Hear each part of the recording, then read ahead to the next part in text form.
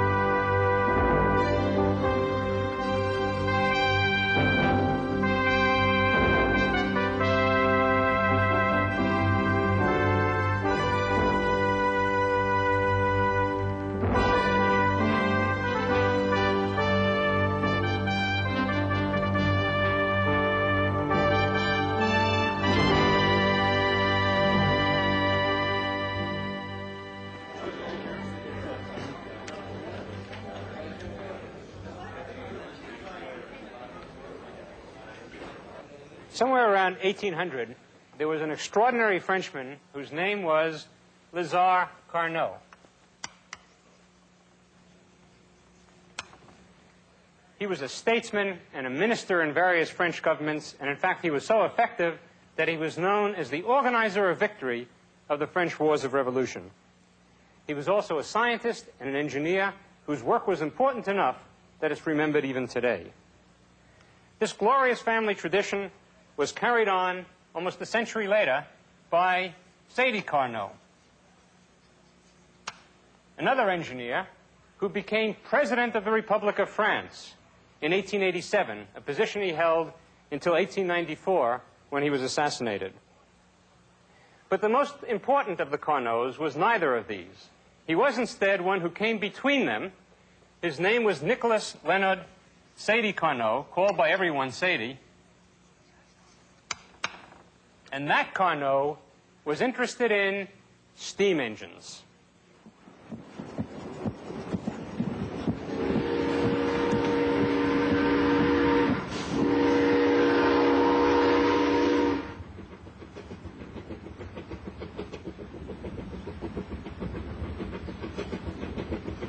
From England's fits and starts in the early 1700s to the non-stop promise of the American frontier, nothing expanded the vista of Western civilization wider and farther than the invention of the steam engine.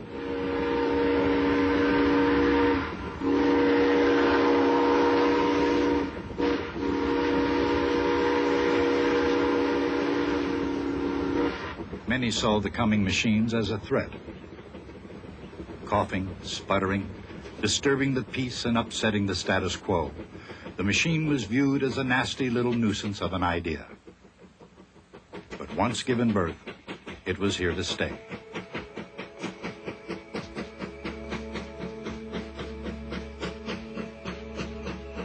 Steam rose in the industrial age and grew up into the power behind the revolution. With growing acceptance on both sides of the Atlantic, and in as many clever configurations as engineers could devise, steam engines began to turn dreams into realities.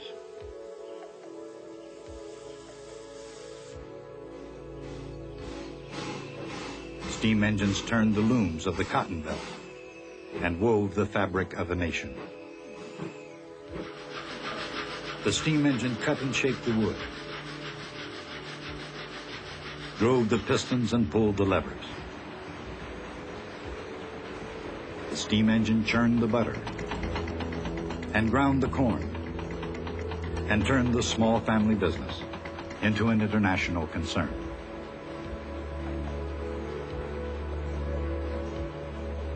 With steam, the groundwork was laid and the sleeves of an industrial giant were rolled up to stay.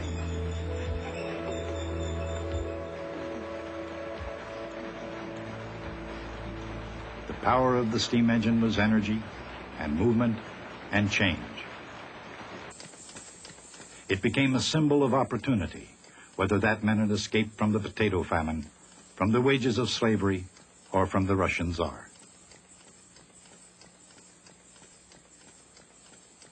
The steam engine saved time and labor, and indeed, for all its upheaval and inequity, the steam engine offered the promise of a steady wage. Every quota was to bring more of everything faster and better and easier and cheaper by the dozen.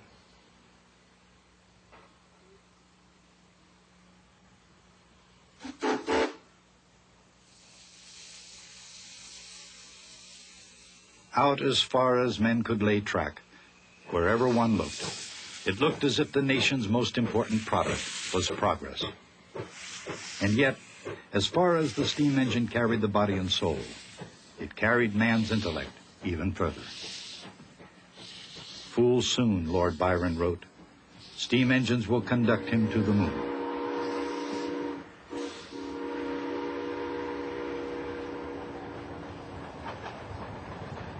The insight of the poet Byron was on the right track. The steam engine goes above and beyond the moon. As an idea, it goes so far as to raise questions about the very meaning of time and about the ultimate fate of the universe itself.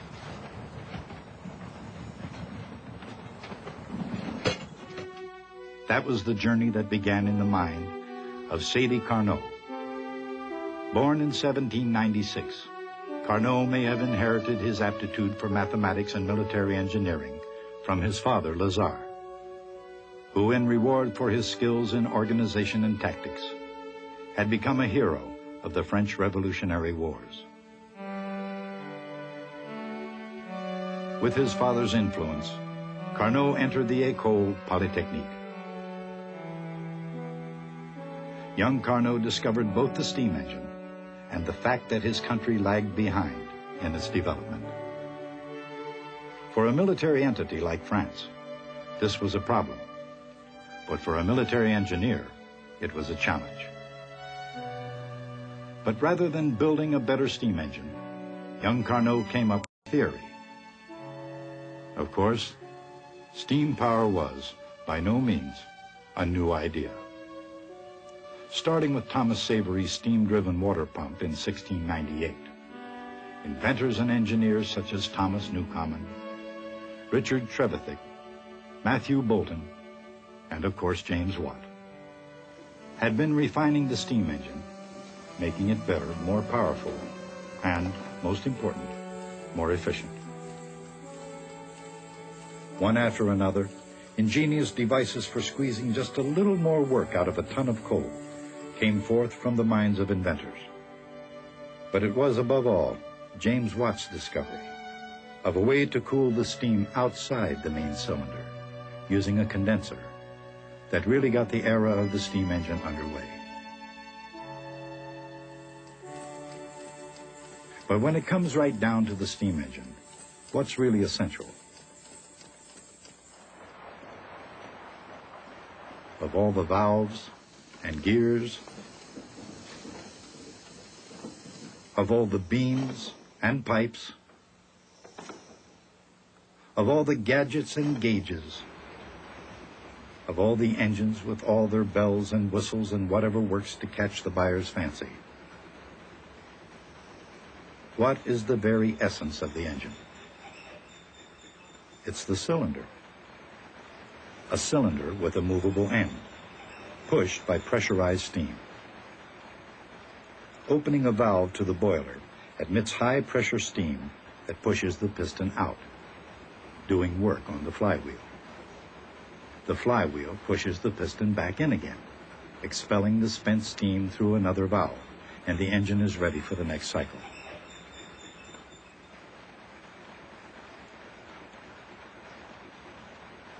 And so it goes, in and out, in and out.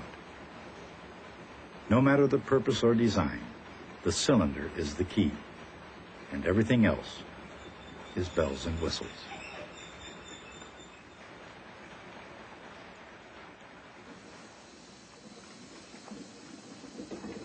And with the very essence of the steam engine in mind, Sadi Carnot asked not, how can I make it a little better?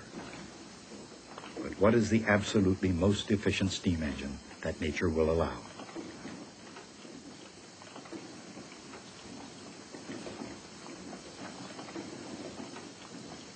Looking for the answer, Sadi Carnot found his inspiration in the water wheel. Of course, the steam engine wasn't the first invention to ease the burdens of physical labor. Since ancient times, beasts did their share of plowing and milling, of pumping irrigation water and carrying the crops to market. But as a step away from agrarian culture and toward the Industrial Revolution and its own beastly machines, the water wheel, not the steam engine, came first.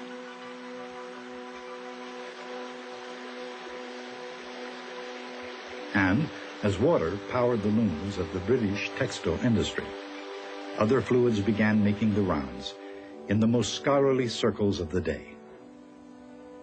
The scientific world, regrouping in the wake of Sir Isaac Newton, had begun to realize that not all natural phenomena were explained in the Principia. For a while, the idea of a variety of mysterious fluids became a popular solution for any number of physical puzzles. Electricity, for example. The solution to the problem of electricity was a fluid that flowed from the subtle mind of Benjamin Franklin. And meanwhile, back on the continent, Joseph Priestley tried to solve the problem of combustion, fire itself, and the related problem of metals rusting. Priestley was a chemist, and his solution, of course, was a fluid, phlogiston. A subtle weightless fluid that, like electricity, combined with ordinary matter to make metals and escaped when metals rusted. Another problem was heat, which for all practical purposes flowed like a liquid from one body to another.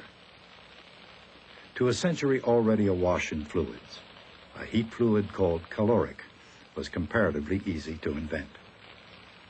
But there was one fluid that needed no inventing at all. Even as Sadi Carnot struggled to understand the infernal power of steam, the countryside abounded with examples of water power.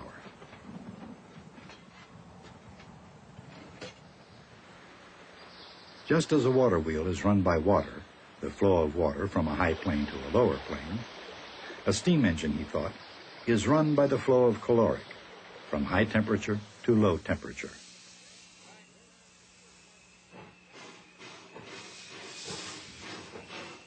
With this simple but vivid picture in mind, young Sadi Carnot had found the key to nature's limit on how efficient a steam engine could be.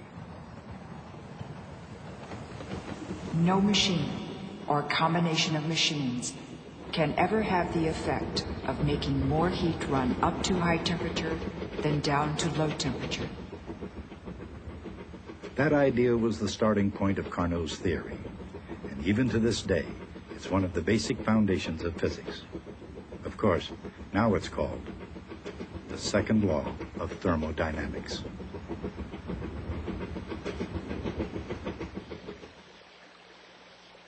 Carnot realized that a water wheel, running backwards, could be used to lift water uphill. In fact, he could even imagine one water wheel driving another in reverse, falling water on one side being used to raise water on the other. But he knew that the combined machine could never raise more water uphill than was flowing downhill. Applied to the flow of heat instead of water, that principle became the second law of thermodynamics.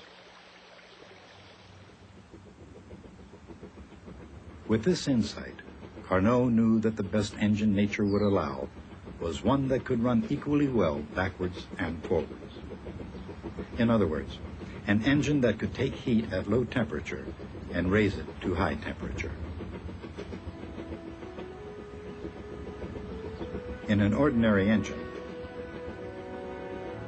higher temperature heat flows in, work is done, and heat flows back out at low temperature.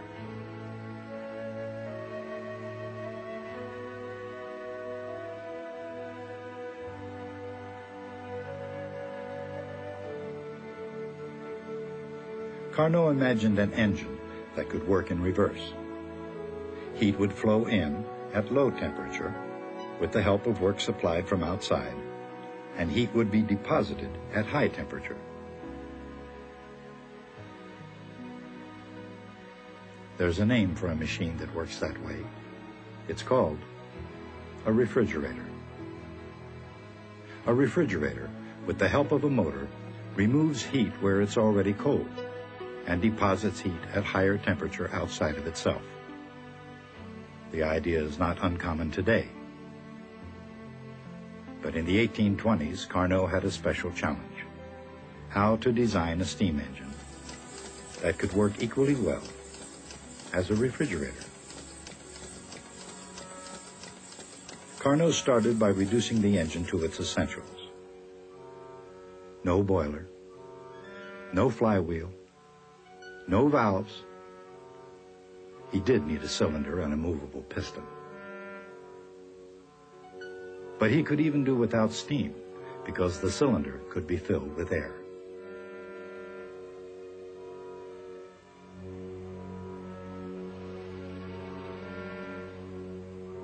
Heat it, and the air expands, driving the piston outward. Cool it, and the air contracts, making it easy to push the piston back in.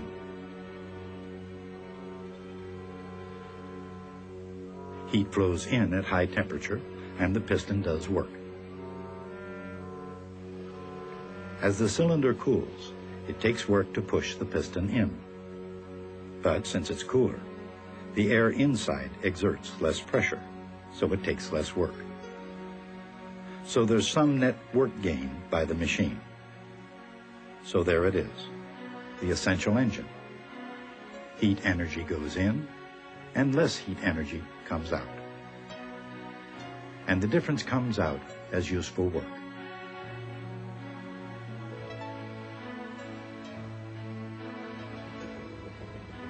The essential engine shares the most important features of all real engines. Heat goes in, work gets done, and heat must always be expelled at lower temperature to make the engine ready for the next stroke. But there is a problem. Heat flows easily from a hot source into a cold cylinder, or from a hot cylinder into a cold source. But those are steps that can never run in reverse, because they would require heat to run the wrong way. Carnot's ideal engine, that works equally well backwards as forwards, could not make use of those two strokes. To make a reversible stroke, the cylinder would have to be hot before the heat runs in.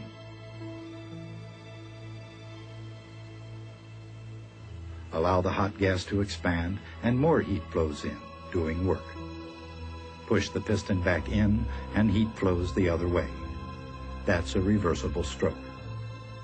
It takes place at constant temperature, so it's called isothermal.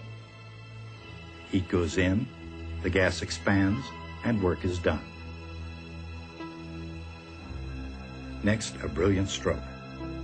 Isolated from the heat source, the gas is allowed to expand further, doing more work.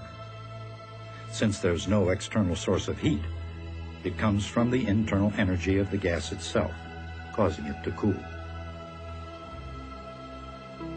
This step is also reversible, and it's called adiabatic. Now the cylinder is ready for another isothermal step, this time using up some work to expel heat at low temperature. Finally, an adiabatic squeeze warms the gas, getting it back to the starting point, ready for another cycle.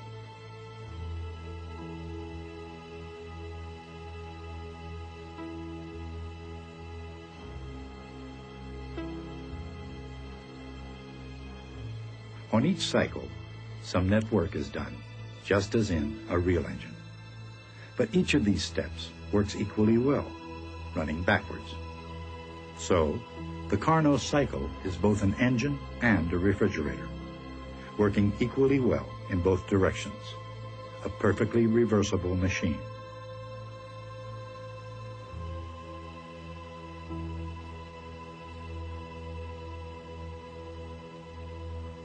Of course, Carnot's engine works perfectly only in the imagination, but it has a lot in common with a real engine. For example, like a real steam engine, the Carnot engine uses a source of heat at high temperature. And like a real one, it also needs a place to release heat at a lower temperature, and a cylinder where gases can expand and contract. But just about there, the similarities end, and the real challenge begins. How could Carnot prove that his was the most efficient engine possible?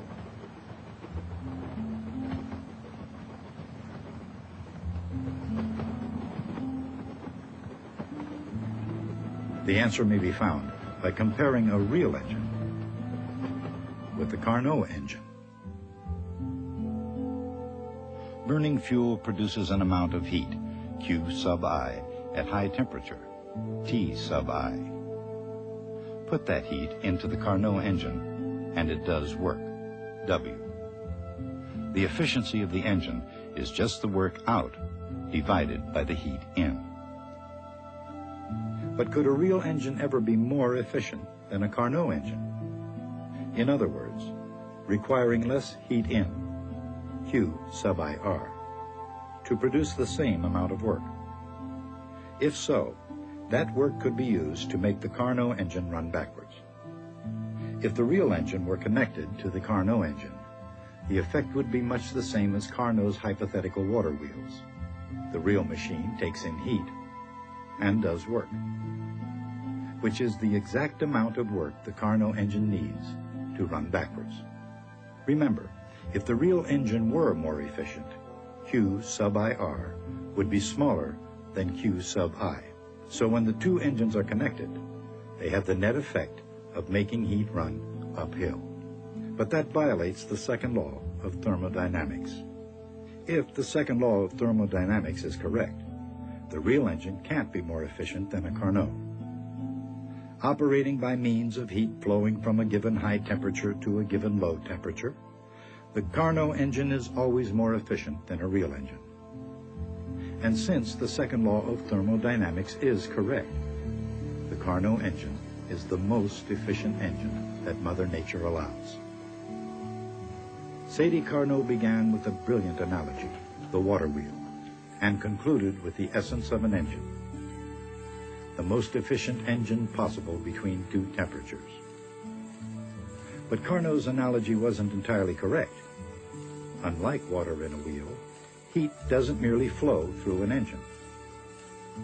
Some of the engine's heat gets used up and actually turns into work.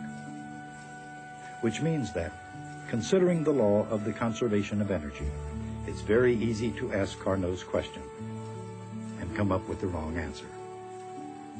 For example, if an engine uses heat to produce work, then the most efficient engine would seem to be one that turns all heat into work. But that's the wrong answer. Even before the law of the conservation of energy, Carnot realized that some heat must flow out of any engine at low temperature. That was the point of Watt's condenser, and the reason every car needs an efficient cooling system.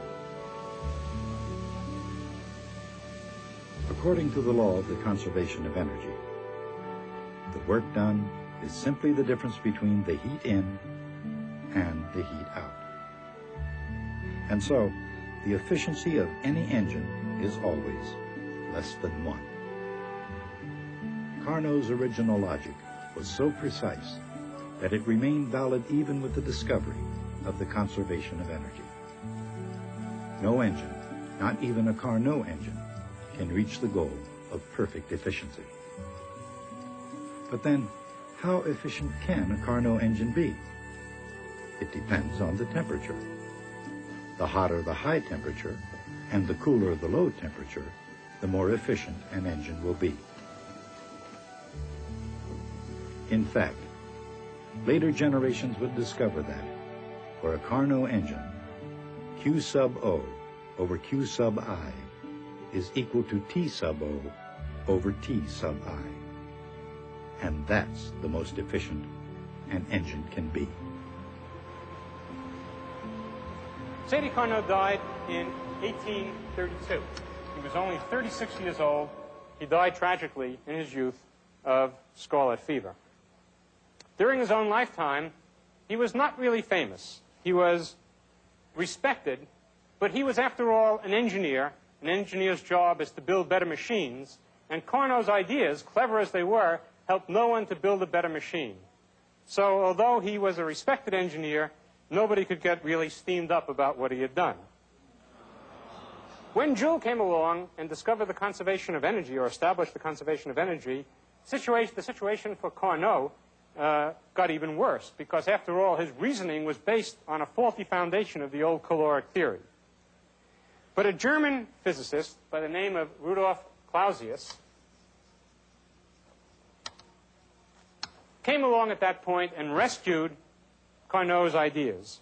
What Clausius had shown was that in this engine, not in any engine, but in an ideal, perfect engine, there is something which is the same going in as it is coming out. Something is conserved in an ideal engine. That something is not energy. It's not the conservation of energy, but rather the ratio of the energy in, or heat in, to the temperature at which it goes in. And Clausius gave a name to that conserved quantity, ideally conserved quantity, sometimes conserved quantity. He called it entropy.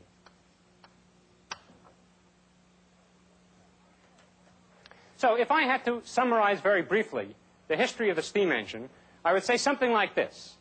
James Watt, whose purpose it was to make money, invented a more efficient steam engine. And Sadie Carnot, whose purpose it was to invent a more efficient steam engine, changed our entire view of the universe, because our view of the fate of the universe is based on the principle that came out of Clausius' analysis of Carnot's work, the principle of entropy. And the principle of entropy is our subject for next time. See you then.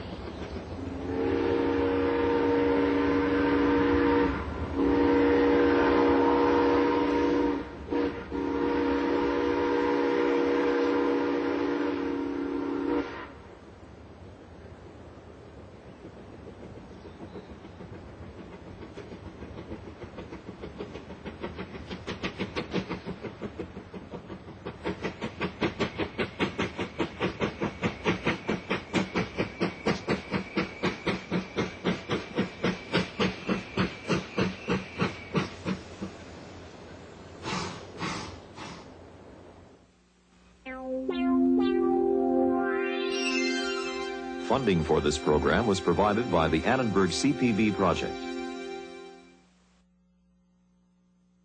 To learn more about the Annenberg CPB channel series and workshops for teachers, how to take them for credit, how to buy them on video cassette, call 1-800-LEARNER and visit us at www.learner.org/channel. The Annenberg CPB channel.